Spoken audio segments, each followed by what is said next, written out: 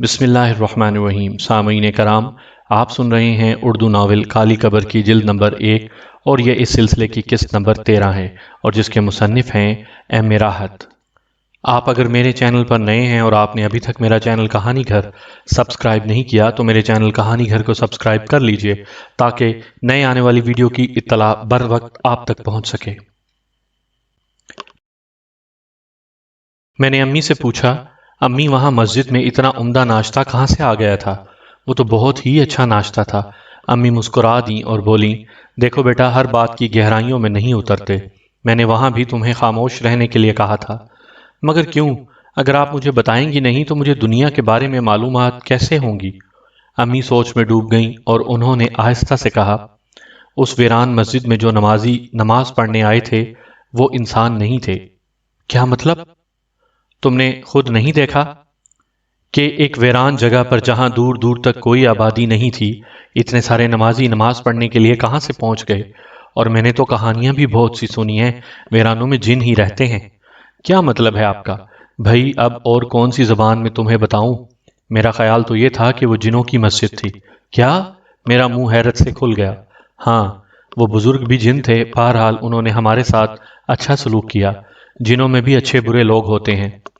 مگر آپ کا مطلب ہے کہ ہم نے وہ جگہ اور وہ ناشتہ؟ ہاں، میرا یہی خیال ہے۔ میں نہیں مانتی۔ بری بات، چپ ہو جاؤ۔ اسی وقت سامنے بیٹھی ہوئی خاتون نے ہمیں مخاطب کیا، آپ دونوں ماں بیٹیاں معلوم ہوتی ہیں شاید۔ آپ نے اس بچی کو اس طرح گھونگھٹ کیوں لگوا رکھا ہے؟ کیا یہ آپ کے بیٹے کی دلہن ہے؟ نہیں، امی مسکرا دیں۔ وہی تو میں سوچ رہی تھی، لباس تو دلہنوں والا نہیں ہے، یہ میری بیٹی ہے۔ اچھا، لیکن اب اس کا چہرہ تو کھلوا دیجئے۔ دم گھٹ گیا ہوگا بیچاری کا، پٹر پٹر جھانک رہی ہے گھونگھٹ سے۔ دوپٹہ ٹھیک کر لو شیرانہ، امی نے کہا، اور میں نے چہرہ کھول دیا۔ سامنے بیٹھی خاتون مجھے دیکھتی رہ گئی تھی۔ ان کے ہونٹوں پر مدھم مدھم سی مسکراہٹ پھیل گئی تھی۔ واہ، اس چاند کے ٹکڑے کو واقعی پردے میں چھپا کر رکھنا چاہیے، ورنہ دنیا دیوانی ہو جائے گی۔ بڑی پیاری بیٹی ہے آپ کی۔ شکریہ، امی نے ان کی بات کا جواب دیا۔ خاتون چہرے سے بہت پروقار لگ رہی تھیں، ان کی شخصیت بھی ایسی ہی تھی۔ دونوں لڑکیاں بھی اب میری جانب متوجہ ہو گئی تھیں۔ پھر ان میں سے ایک نے کہا، کیا نام ہے آپ کا؟ شیرانہ۔ بہت پیارا نام ہے، بالکل آپ کے چہرے کی طرح۔ باتیں کیجئے ہم سے۔ جی، میں نے آہستہ سے کہا، میرا نام صبا ہے اور یہ میری بہن ہنا ہے۔ جی، بہت خوشی ہوئی آپ سے مل کر، میں نے سادہ سے لہجے میں کہا۔ خاتون مسکرا کر بولی، کہاں جا رہی ہیں آپ؟ حسن آباد۔ اچھا، حسن آباد میں رہتی ہیں؟ نہیں، رہتی نہیں ہوں۔ پھر؟ بس جا رہی ہوں۔ کیا مطلب ہے اس بات کا؟ رہتی نہیں ہوں، بس جا رہی ہوں۔ جی ہاں، تقدیر کے سہارے تلاش کرنے جا رہی ہوں، امی کے منہ سے نکل گیا، اور خاتون نے مجھ سے کہا، بیٹی اگر تم برا نہ مانو تو یہاں میری جگہ آ بیٹھو، میں تمہاری امی سے کچھ باتیں کروں گی۔ جی، میں نے کہا، اور صبا اور ہنا کے پاس آ بیٹھی۔ دونوں لڑکیاں مجھ سے میرے بارے میں پوچھنے لگیں۔ میں نے کہا، دیکھیے بات اصل میں یہ ہے کہ ہم جس طرح کے حالات کا شکار ہیں اس میں میرے لیے ضروری ہے کہ میں اپنی زبان نہ کھولوں۔ بس آپ مجھ سے وہ باتیں کیجئے جو مجھ سے متعلق نہ ہوں۔ ارے ایسی کیا بات ہے؟ ہنا بولی۔ میں نے ہنا سے کہا کہ پلیز آپ میرے سے اس ٹاپک پر بات نہ کیجئے تو اچھا ہے، اور میرے کان اس خاتون کی جانب لگے ہوئے تھے۔ خاتون نے کہا، ایک نگاہ میں نے اندازہ لگا لیا تھا کہ آپ کچھ پریشان ہیں۔ جی ہاں، کیوں؟ بس یوں سمجھ لیجئے کہ اپنوں کے ستم کا شکار ہوں۔ اوہو، اگر برا نہ مانے تو دیکھیں، انسان ہی انسان کے کام آتا ہے۔ اگر آپ مجھے اپنی پریشانی بتائیں تو شاید میں آپ کی مدد کر سکوں۔ امی نے امید بھری نگاہوں سے اس خاتون کو دیکھا۔ ڈوبتے کو تنکے کا سہارا درکار ہوتا ہے۔ حسن آباد میں کوئی ٹھکانہ نہیں تھا۔ امی کے دل میں نہ جانے کیسے کیسے احساسات ہوں گے۔ یہ بات تو میں اچھی طرح سمجھتی تھی، چنانچہ امی نے کہا، بہن بس مشکل کا شکار ہوں۔ دیکھیے میرا نام نگینہ ہے، لوگ مجھے نگینہ خانم کے نام سے جانتے ہیں۔ یہ میری دونوں بیٹیاں ہیں، حسن آباد کے ایک اچھے علاقے میں رہتے ہیں۔ اللہ کا شکر ہے کھاتی پیتی عورت ہوں۔ آپ مجھے بے تکلفی سے اپنے بارے میں بتائیے۔ بہن، میں نے کہا نا، سسرال والوں کے ستم کا شکار ہوں۔ شوہر گھر چھوڑ کر چلے گئے ہیں، کوئی نام و نشان نہیں ملا ان کا۔ سسرال والوں نے بھی نکال باہر کیا۔ بس اتنی سی داستان ہے میری۔ اب زندگی کی تلاش میں جا رہی ہوں۔ جن پریشانیوں کا میرے دل میں گزر ہو سکتا ہے آپ میری جگہ اپنے آپ کو رکھ کر سوچیں۔ ہاں، مجھے اندازہ ہے کتنے ظالم ہوتے ہیں یہ لوگ، انسانوں کے ساتھ جانوروں جیسا سلوک کرتے ہیں۔ یہ واقعی بہت ظلم کی بات ہے، لیکن بہن، آپ ایک بات تو جانتی ہیں، وہ یہ کہ انسان ہی انسان کا سہارا بنتا ہے، اور تقدیر یہ سہارے انسان کو فراہم کرتی ہے۔ آپ سوچیں گی کہ میں ایک دم اتنی مہربان کیوں ہو گئی، لیکن یہ سوچنے کی بات نہیں ہے، انسان ہوں اور انسانوں کے ساتھ اچھا سلوک کرنا جانتی ہوں۔ آپ بالکل بے فکر ہو جائیں حسن آباد، آپ میرے ساتھ چلیں گی۔ آپ کا نام کیا ہے؟ رحمانہ۔ اور آپ کی بیٹی کا نام؟ شیرانہ۔ بس یوں سمجھ لیجئے رحمانہ بیگم کہ آپ کی تکلیفوں کا وقت ختم ہو گیا۔ حسن آباد میں میرے پاس بہت بڑا مکان ہے، وہیں رہتی ہوں، بس آپ میرے ساتھ چلیں گی؟ امی نے احسان بھری نگاہوں سے انہیں دیکھا اور بولی، یہ عجیب بات ہو گئی۔ بالکل عجیب نہیں ہوئی، بس میں نے جو کہہ دیا ہے، آپ بالکل بے فکر ہو جائیے، آپ کو کسی قسم کی کوئی تکلیف نہیں ہوگی، میں آپ کی ساری تکلیفیں اپنے دامن میں سمیٹ لوں گی۔ امی کی آنکھوں سے آنسو بہنے لگے۔ ہم حسن آباد پہنچ گئے۔ حسن آباد میں نگینہ خانم کی کوٹھی بے حد بڑی اور خوبصورت تھی۔ اس میں کوئی شک نہیں تھا کہ ہماری حویلی اس کوٹھی سے درجنوں گنا بڑی اور اس سے بہت شاندار تھی، لیکن یہ کوٹھی ذرا مختلف انداز کی بنی ہوئی تھی اور خوبصورتی میں حویلی سے کہیں زیادہ تھی۔ بہرحال کون سی ہماری تھی، مجھے اس سے کوئی غرض نہیں تھی۔ نگینہ خانم تو فرشتہ صفت خاتون تھیں۔ انہوں نے ہمیں اپنی کوٹھی کے اندرونی حصے میں ایک کمرہ دے دیا جس میں 2 بستر لگوا دیے گئے تھے۔ صبا اور ہنا تو ضرورت سے زیادہ ہی شوق و چنچل تھیں، ان کا انداز کچھ عجیب سا تھا، لیکن بہرحال میں یہاں آ کر بہت خوش تھی۔ اب اتنی معصوم تو نہیں تھی کہ اپنی شکل اور اپنے حالات کو بھول جاؤں۔ اس کے علاوہ یہ غیر لوگ تھے، کسی غیر کے سر پر اس طرح پڑ جانا بھی تو ایک نامناسب بات تھی۔ امی نے رات کو مجھ سے گفتگو کرتے ہوئے کہا، ہمیں یہ عارضی ٹھکانہ مل گیا ہے شیرانہ، لیکن بہرحال ہمیں اپنا مقام تلاش کرنا ہوگا۔ اتنی جلدی سوچنے کی ضرورت بھی کیا ہے امی، کچھ وقت یہاں گزار لیں، ان لوگوں کے ساتھ بہت اچھے تعلقات رکھیں گے، اور کچھ نہیں تو تھوڑا سا وقت گزارنے میں آسانی حاصل ہو جائے گی، پھر دیکھیں گے کہ ہم کس طرح زندگی گزار سکتے ہیں۔ امی نے بے خیالی انداز میں گردن ہلا دی تھی۔ پھر یہاں کئی دن گزر گئے۔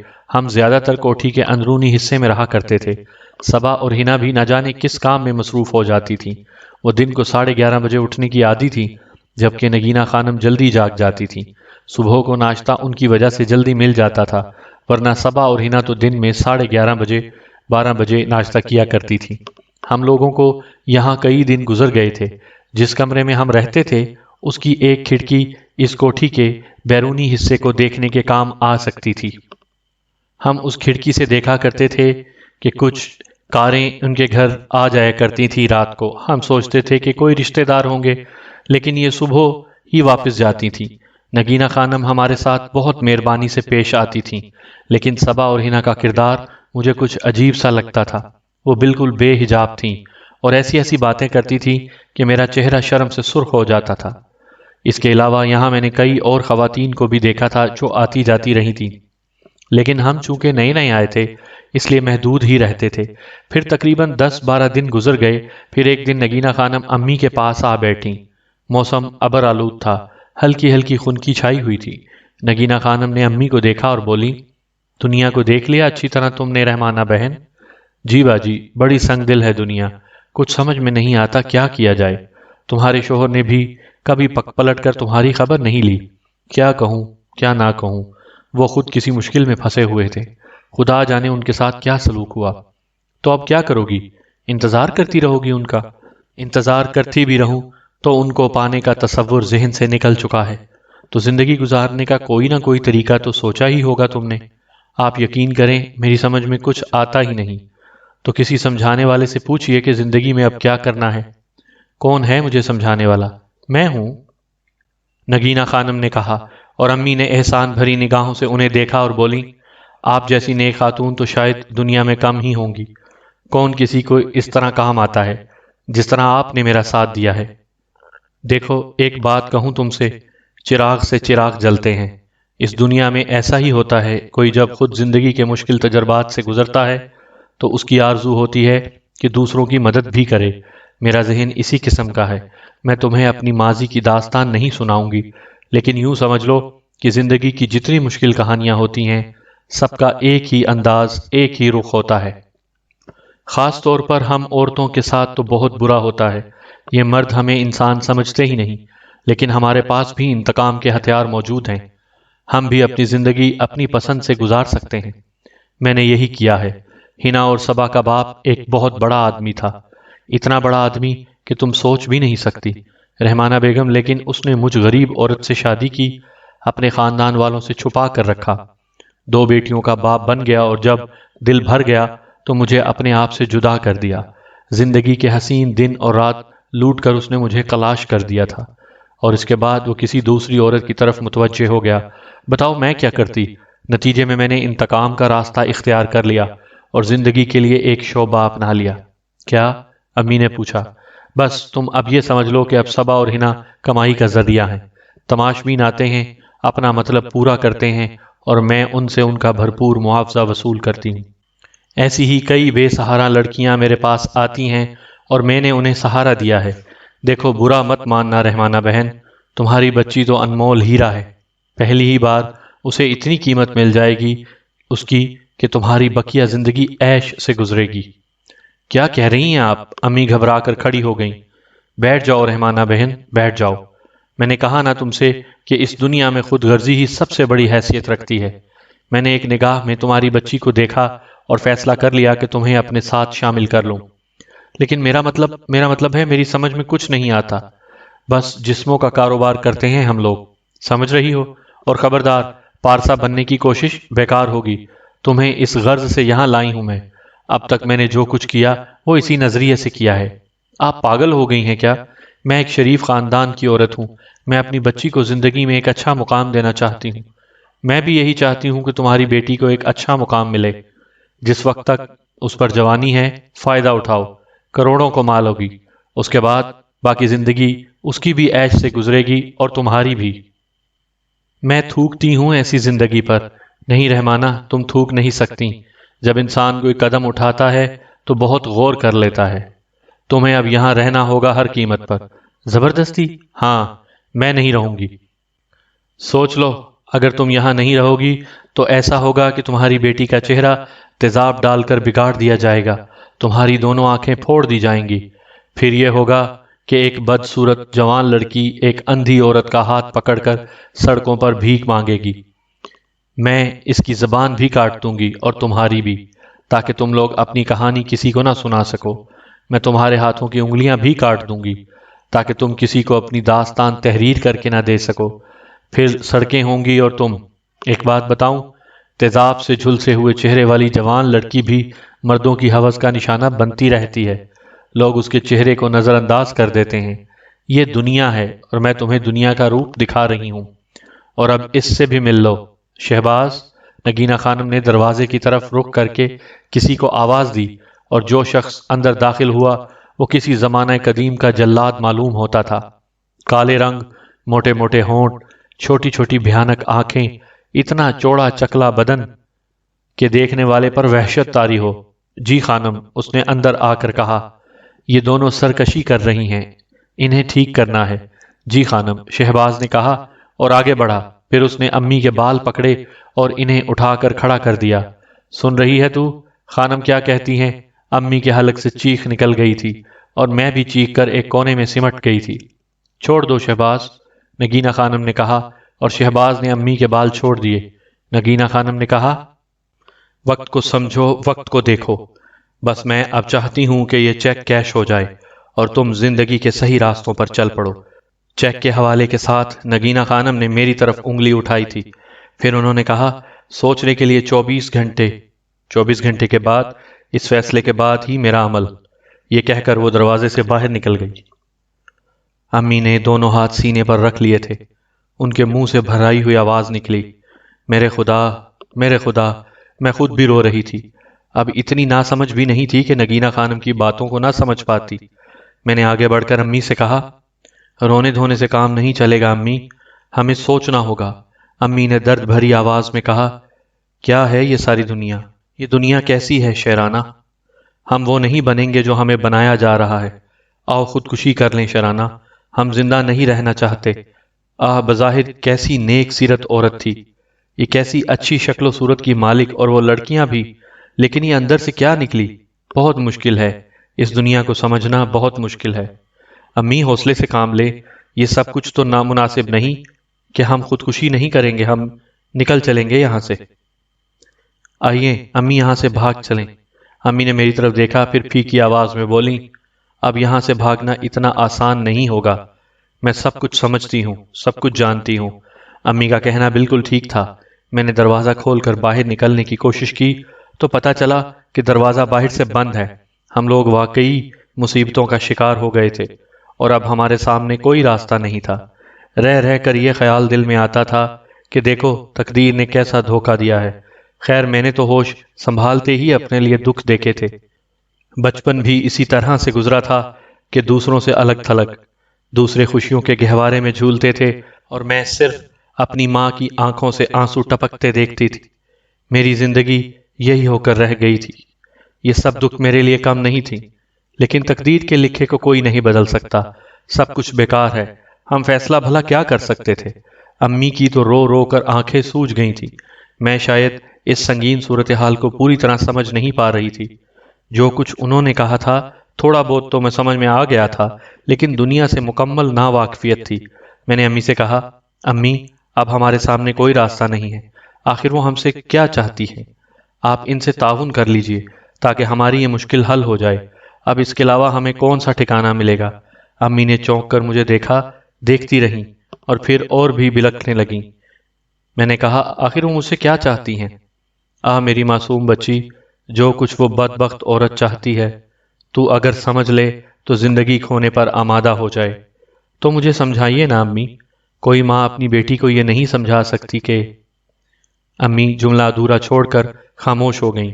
بہت غور کیا میں نے، اور پھر ٹھنڈی سانس لے کر خاموش ہو گئی۔ جب امی کچھ بتانے پر آمادہ ہی نہیں ہے تو پھر کیا کیا جا سکتا ہے؟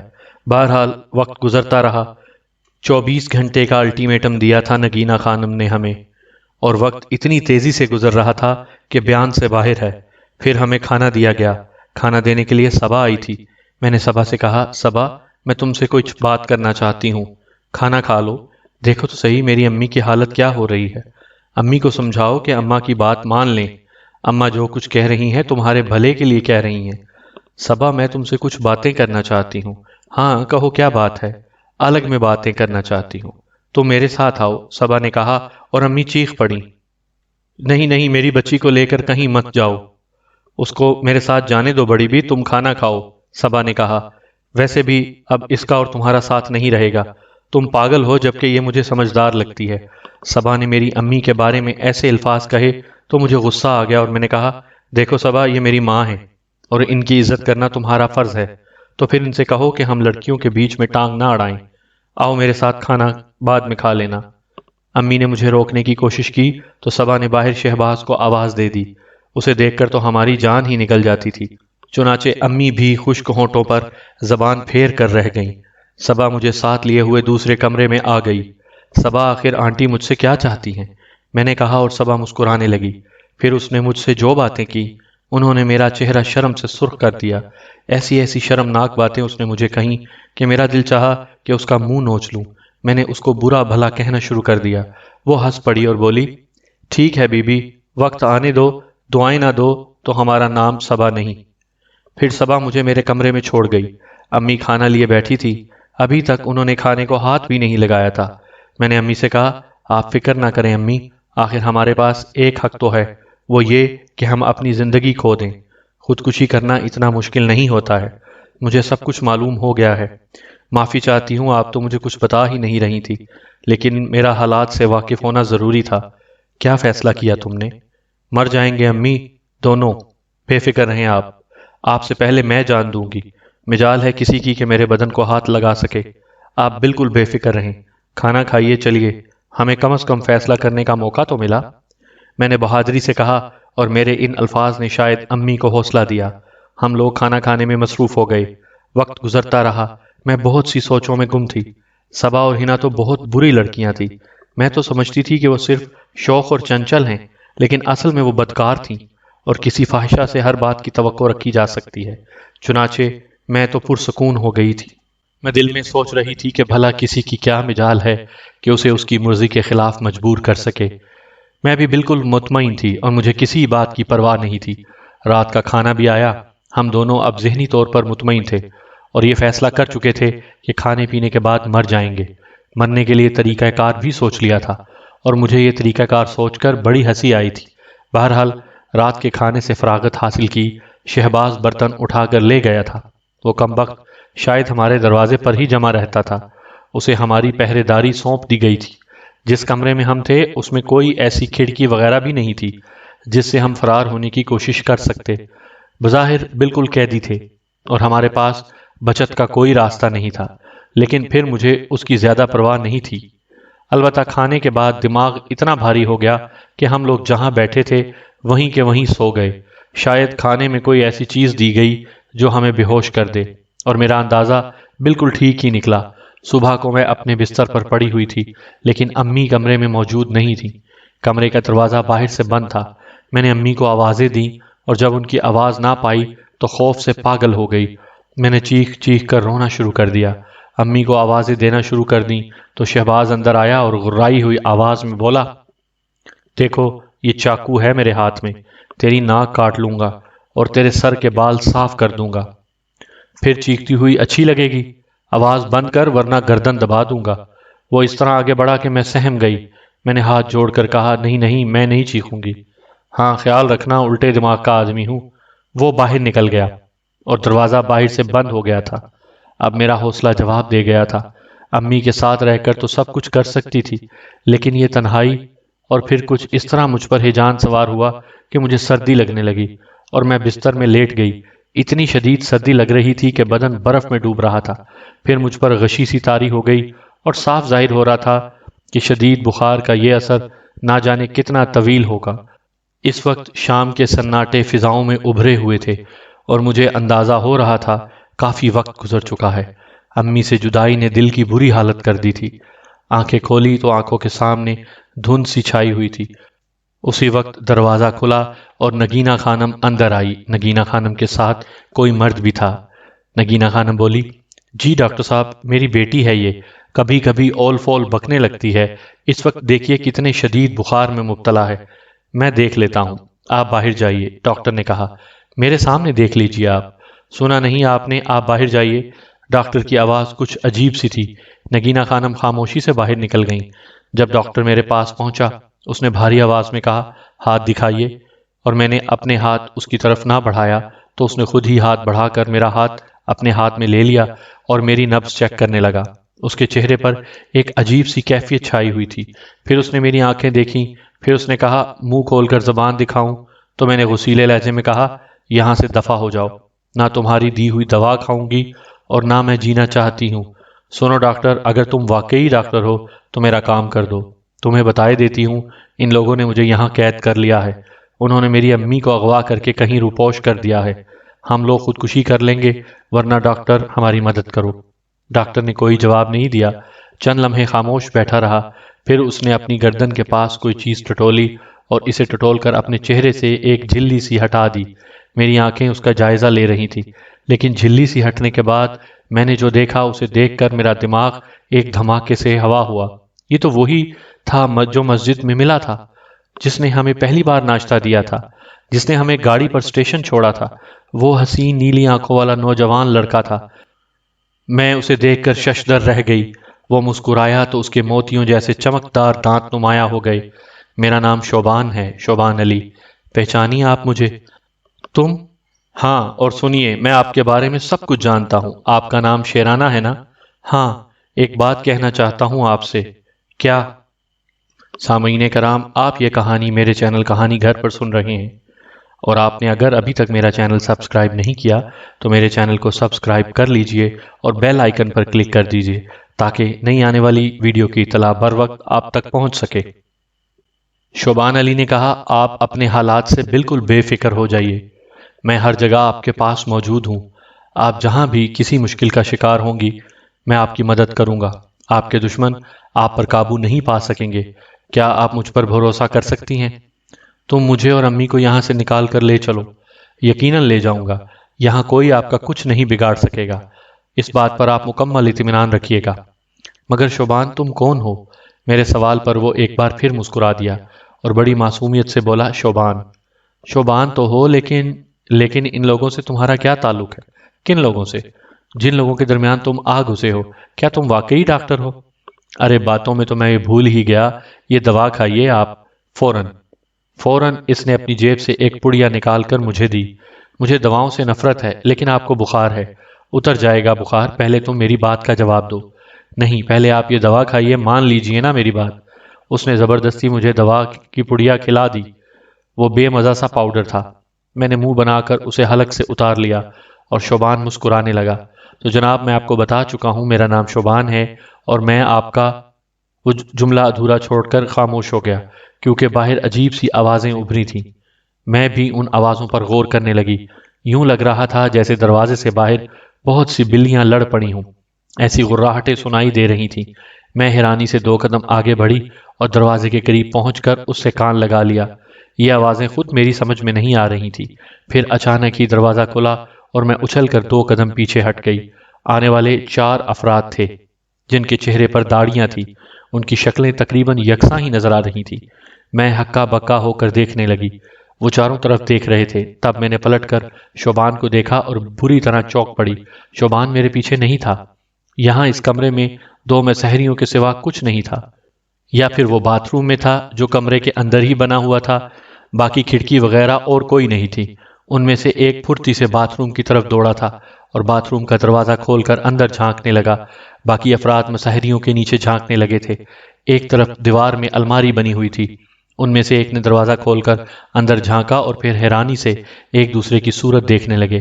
جو باتھ روم میں داخل ہوا وہ بھی باہر نکل آیا تھا۔ نہیں، یہاں تو نہیں ہے۔ میں خود حیران پریشان کھڑی تھی۔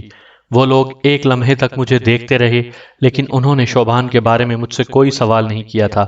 میں تو خود چکرائی ہوئی تھی۔ شوبان پتہ نہیں کہاں نکل گیا۔ میں نے حیرانی سے خود بھی ادھر ادھر دیکھا۔ اس دوران وہ چاروں دروازے کی جانب بڑھ گئے اور پھر وہ دروازہ کھول کر باہر نکل گئے۔ ابھی باہر نکلے ہوئے انہیں ایک لمحہ بھی نہیں گزرا تھا کہ اچانک ہی شہباز نگینہ خانم کے ساتھ اندر داخل ہو گیا۔ نگینہ خانم نے بھی چاروں طرف دیکھتے ہوئے کہا، ڈاکٹر کہاں گیا؟ ڈاکٹر، ڈاکٹر، یہ دروازہ باہر سے کس نے کھولا؟ نگینہ خانم نے دوبارہ سوال کیا۔ یہاں کون آیا تھا؟ شہباز نے غرائی ہوئی آواز میں کہا، اور مجھے بھی غصہ آ گیا۔ تمہیں معلوم نہیں کون آیا تھا یہاں؟ تو پھر ڈاکٹر کہاں گیا؟ آسمان پر پرواز کر گیا، میں نے غصیلے لہجے میں کہا۔ خانم، یہ دروازہ باہر سے کس نے کھولا؟ مجھے کیا معلوم؟ شکر ہے اس نے بھاگنے کی کوشش نہیں کی۔ لیکن خانم، جس نے بھی دروازہ کھولا، میں اسے چھوڑوں گا نہیں۔ مجھے تو وہ ڈاکٹر ہی مشکوک معلوم ہو رہا تھا۔ پتہ نہیں کون مشکوک ہے، شہباز نے کہا اور پھر میری طرف دیکھ کر بولا، تمہارا بخار اتر گیا؟ تم جہنم میں جاؤ، میری امی کو فوراً میرے پاس پہنچا دو، ورنہ اچھا نہیں ہوگا۔ ارے واہ، کیا کرو گی تم؟ خودکشی کر لوں گی میں، سمجھے؟ دیواروں سے سر پھوڑ کر مر جانا میرے لیے مشکل ثابت نہیں ہوگا۔ ٹھیک ہے، اگر یہ چاہتی ہو تو ایسا ہی کرو، لیکن ایک اور آسان طریقہ ہے ہمارے پاس۔ کیا؟ جو ہم کہہ رہے ہیں وہ مان لو، ورنہ تم تو شاید دیواروں سے ٹکرا کر نہ مر سکو گی، لیکن تمہاری وہ بوڑھی ماں ضرور مر جائے گی۔ خدا کے لیے میری امی کو میرے پاس پہنچا دو۔ نہ صرف انہیں تمہارے پاس پہنچا دیا جائے گا، بلکہ تم دونوں یہاں عیش کی زندگی گزارو گی۔ دیکھو، ان باتوں میں کچھ نہیں رکھا۔ اس وقت کیا فائدہ ہوگا جب تم اپنی ماں کی زندگی سے ہاتھ دھو بیٹھو گی؟ وہ بڑھیا تو ہمارے لیے بیکار ہے، لیکن تمہیں تو ہم مرنے کی نہیں دیں گے، یہ ہمارا عہد ہے۔ میں نے گردن جھکا لی، پریشانی میرے چہرے سے ٹپک رہی تھی۔ نگینہ خانم نے شہباز سے کہا، تو ہر وقت ڈانٹ ڈپٹ ہی کرتا رہتا ہے شہباز، میری بچی ایسی نہیں ہے، بڑوں کا کہنا ماننے والوں میں نظر آتی ہے۔ چل دفع ہو جائے یہاں سے، میں اسے سمجھا لوں گی، اس سے بات کر لوں گی۔ جا باہر دیکھ ڈاکٹر کمبخت کہاں مر گیا، بغیر فیس لیے ہی بھاگ گیا۔ شہباز مجھے گھورتا ہوا باہر نکل گیا تھا۔ نگینہ خانم میرے قریب پہنچ گئی۔ اس نے میرا سر اپنے سینے سے لگاتے ہوئے کہا، بیٹی تو نہیں سمجھتی، ہم سب مجبور ہیں، میں بھی اور میری دونوں بیٹیاں بھی۔ یہ شخص بڑا ظالم ہے۔ اگر تو یہ سمجھتی ہے کہ میں نے تجھے دھوکہ دے کر یہاں بلایا ہے تو یہ تیری بھول ہے۔ جہاں ہماری اور تمہاری ملاقات ہوئی تھی، اس کمبخت نے مجھ سے پہلے تجھے دیکھ لیا تھا اور مجھ سے کہا تھا کہ اس لڑکی کو قابو میں کرنا ہے، ورنہ میں تمہاری دونوں بیٹیوں کو ہلاک کر دوں گا۔ میں بھی مجبور ہو گئی تھی بیٹی۔ نگینہ بیگم آنسو بہانے لگی، لیکن مجھے اس بڑھیا کے چہرے پر مکاری نظر آ رہی تھی۔ جھوٹ بول رہی ہے، اتنا اندازہ میں نے بھی لگا لیا تھا کہ شہباز اس کا ملازم ہے۔ اس نے صرف مجھے دھوکہ دینے کے لیے یہ کہانی سنائی ہے۔ پھر میں نے چالاکی سے کام لینا مناسب سمجھا۔ تھوڑی بہت عقل تو مجھ میں بھی تھی۔ میں نے بھی روندھی ہوئی آواز میں کہا، آنٹی مجھے یہاں سے نکال لیجئے، خدا را مجھے یہاں سے نکال لیجئے۔ بیٹی اگر اس دروازے سے باہر ہم نے قدم بھی رکھا تو تم یقین کرو وہ ہماری بوٹیاں اڑا دے گا۔ تو پھر مجھے بتائیے کہ میں کیا کروں؟ کچھ بھی نہیں، بس اس کمبخت کی بات مان لو۔ ارے تم کیا سمجھتی ہو؟ کیا صبا اور ہنا میری بیٹیاں نہیں ہیں؟ کیا میں نے ان کی حفاظت کرنے کا بندوبست نہیں کیا تھا؟ کیا میں نے چاہا تھا کہ وہ اس طرح؟ تو پھر بس نہیں کر سکی، اور تم بھی لاکھ کوشش کر لو، نہیں ہو سکے گا۔ اور بیٹی ایک بات بتاؤں، دنیا بہت بڑی جگہ ہے، جہاں بھی جاؤ گی لوگ تمہارے حسن اور خوبصورتی کے پیچھے پڑ جائیں گے، وہ تمہیں عزت کا مقام کبھی نہیں دیں گے۔ ہمارے لیے اس کے علاوہ اور کوئی چارہ کار نہیں ہے کہ ہم اس کی بات مان لیں اور اس کے بعد اپنے محل میں راج کریں۔ ہاں یہ کمبخت ایسا ہی ہے، اگر تم اس کی بات مان لو گی تو یہ تمہیں نوٹوں کے ڈھیر کے اوپر بٹھا دے گا۔ سامعین کرام، آپ سن رہے تھے اردو ناول کالی قبر کی جلد نمبر 1، اور یہ اس سلسلے کی قسط نمبر 11 تھی۔ آپ اگر میرے چینل پر نئے ہیں اور آپ نے ابھی تک میرا چینل کہانی گھر سبسکرائب نہیں کیا تو میرے چینل کو سبسکرائب کر لیجئے تاکہ نئی آنے والی ویڈیو کی اطلاع بر وقت آپ تک پہنچ سکے۔